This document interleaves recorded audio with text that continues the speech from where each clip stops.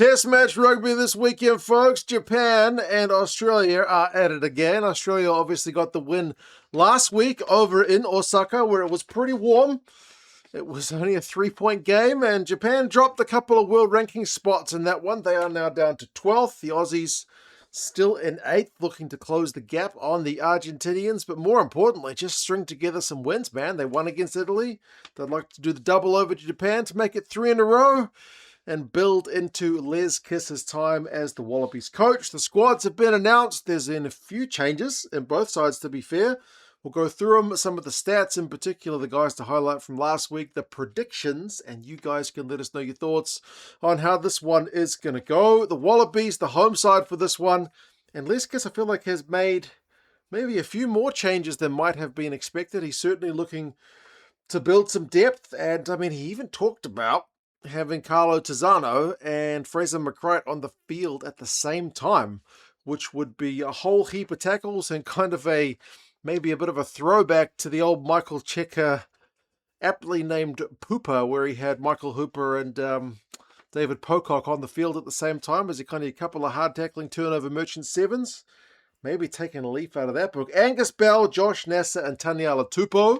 So a couple of the reserve props get starts this week, and Bell and Tupou were impressive from the bench, so they get rewarded with starts. Lockie Shaw and Lukan Salakaia-Loto, that's an all-new lock and duo. So Les talked about wanting to get some more minutes into Shaw, who's still very early on in his Wallabies career, and Salakaia-Loto more of a veteran alongside him. Remember, he was out of favour with Joe Schmidt, so the big enforcer is back. Remember, Miles and Masasero has been suspended after the red card in last week's match, so it makes sense to bring in big Lukan.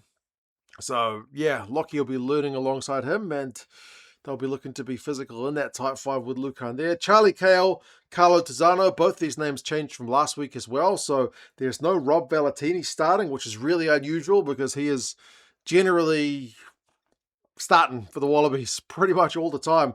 So, yeah, Carlo Tizzano takes McCreight's spot, but McCreight is on the bench. And yeah, Charlie Cale is a real prospect, so it's good to get some minutes into him. Harry Wilson's still there at number 8, though. Lonergan and Carter Gordon, it's a changed 9-10 combo too, so Ryan Lonergan keeps his spot. Remember, he was kicking the goals last week. And Carter Gordon, who you feel like it's just always, he's always about to get injured. He's just not been able to have any luck. He did mention, because they interviewed him as well, that like last season when he was with the NRL, he was just on the sidelines pretty much the entire season, whereas at least this season, the injuries he has been getting have kind of been small and niggling ones, keeping him out for a week here or a week there. So please just let him get 80 minutes, not get injured. I mean, maybe not 80 because Ben Donaldson's on the bench, but at least have him a good hour. No injuries, just let him play his game. Because he's a real dynamic 10. I'd like to see him really have a crack. Like, let Lonergan do more of the kind of kicking for field position and whatnot. Let Carter Gordon just unleash that attacking running game that we know he's got. Hunter Paisami and Isaac Henry is a kind of unfamiliar midfield, isn't it? You're so used to seeing Ikitau and Suoli'i, but both those guys injured. Isaac Henry gets his first start after becoming Wallaby 999 last week from the bench. And Paisami, who was a bit of a tackle merchant last week, continues on at 12. But it's unfamiliar. And then Potter, Jorgensen, and Wright is an unchanged back 3. Potter was bloody everywhere last week. He had line breaks, he had defenders beaten. He was a real handful, scored a cracking try. So it's changed enough to threaten to be a little bit disjointed. Because at times the Wallabies' defensive systems last week were poor. And there's enough changes here that it might still look a little bit off. We'll see. He's building some depth. Painga Mosa is back on the bench, so that'll help at scrum time because he's a great scrummage and hooker. Aidan Ross and Massimo DeLutis are the other 2 prop replacements. So that means DeLutis, if he comes on, which he surely will become Wallaby number 1,000. Obviously, a number is just a number, but something about being Wallaby 1,000 is pretty cool. You'd like to think it's going to go to a guy who's going to have a big career in Wallabies gold. Not that it makes a difference. Like I said, a number is a number. But, yeah, DeLutis has got really big potential in him. I remember he was the guy who was talked about to potentially be poached by the Irish as a, eligible player for them. But no, he's going to get his proper Wallabies debut and become Wallaby 1000. For the All Blacks, Carl Heyman was our All Black 1000. So it was also a prop who also went on to have a pretty good career. So fingers crossed Delutis has a good career in Wallabies Gold. They said he can outbench Taniela Tupou. So he's a strong lad. Jeremy Williams and Fraser McCright, they're two forward replacements. So McCright, like I said, drops to the bench. He was a tackle machine last week. McDermott, Donaldson, and Dalgunu are there. So Dalgunu comes in on the bench. Versatile guy to fill in. But yeah, that is the Wallabies squad for this Japan test. For the Japanese, they've not quite gone as many changes, but they've also tinkered a wee bit. Okabe, Era, and Takeuchi, still the same for Takeuchi. I mean, we talked about him last week, but how good is he? Like, if you're looking for the guys who made the most carries for the Japanese, Takeuchi was second, their tight head prop. He just loves getting his mitts on the ball. He's such a dynamic ball carrier in the front row. Hawkins comes in from the bench, so very familiar to Queenslanders with his time with the Reds, but that's a big second row alongside Warner Durns. That is some serious height there.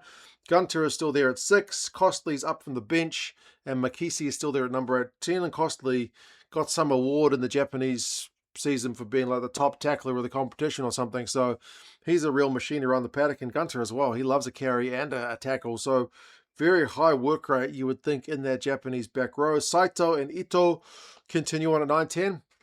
Ito's been getting all kinds of praise for his performances recently as well. He was cracking for a guy, who's only just started his professional rugby career. Like, hasn't played club rugby properly yet at League One level. So amazing stuff from him. Seems to have bags of potential.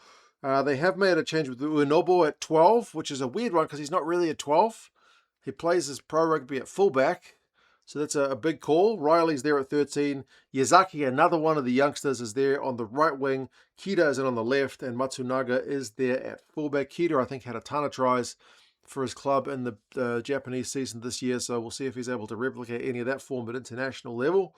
He's only played a couple of times for the Japanese, though, I think. Maybe Pacific Nations Cup. I'm sure I've seen him before. Harada, Otsuki, and Sword are the front row replacements. Izzy Sword, I think we've seen him play a non-test match for Japan before, but I think this is his test debut for the Japanese as tight head prop replacement. Cornelson and Leach also there. Kamimura, Tua, and Ueda. So 3 backs on the bench for the Japanese this week. Tua was also big on the ball carry at 12, but he has been dropped to the bench for this one. Some stats for both sides. Australia under their first game with Les Kiss. The lineup remains solid. That's a bit of a big thumbs up. So there's been no drop-off since the Schmidt times. The card thing continued, though. Like, they've had 4 games this year, and they've had 3 cards. A red last week to Amatosero was not great, so they'll want to keep 15 guys on the field for 80 minutes. They continue to have really high ruck speed, so that's not changed under Les. But they won't be happy with the amount of post-contact meters they conceded. Like, they lost that battle to Japan. Like, that's one of the signs of a dominant pack. So you would like to think that they would be able to up those numbers. They had like over 400 conceded and didn't even make 300 of their own, 290 something. So the pack will, especially with Bell and Tupou starting, look to get a bit more go forward. For Japan, likewise, very quick ruck ball. So if that game last week, Japan against Australia, felt like a really easy watch, it's because it was. It was very, very free-flowing. They upped their offload game a bit from the previous games as well, which also was pleasing to see. They busted more tackles than any of their 3 previous games, the Japanese, because it's been a little bit of an area like they've been setting up things, but unable to finish them off. They scored 4 tries, so a little bit more X factor on attack, which was pleasing, but they still do have like a slightly lower conversion rate for points per 22 entry than their opponent, which is not a great trend for them. I mean, 4 tries is good, but both sides last week had 10 22 entries, but the Aussies walked away with 5 tries and the Japanese just the 4. So that 1 try is the difference, man. That little bit of kind of clinical edge in the red zone. How is this one predicted to go? Well, it's at Townsville, so the Aussies are at home, and they won away last week, so they're going to be even stronger favourites this week. They were favourites last week. 16 points with both the bookies and the rugby forecast algorithm. It is on in the afternoon as well, 3:15 local time, which is like 5:15 for us in New Zealand. So kind of early dinner and a bit of rugby. 2:15 for you guys in Japan. Paul Williams, the Kiwi, is the ref, so he'll be very familiar to the Aussie guys playing there. Rugby with him in Super Rugby, so maybe a little bit of an advantage to the Aussies there. But yeah, can the Aussies go 3 in a row with another win over Japan, or does Eddie have something up his sleeve?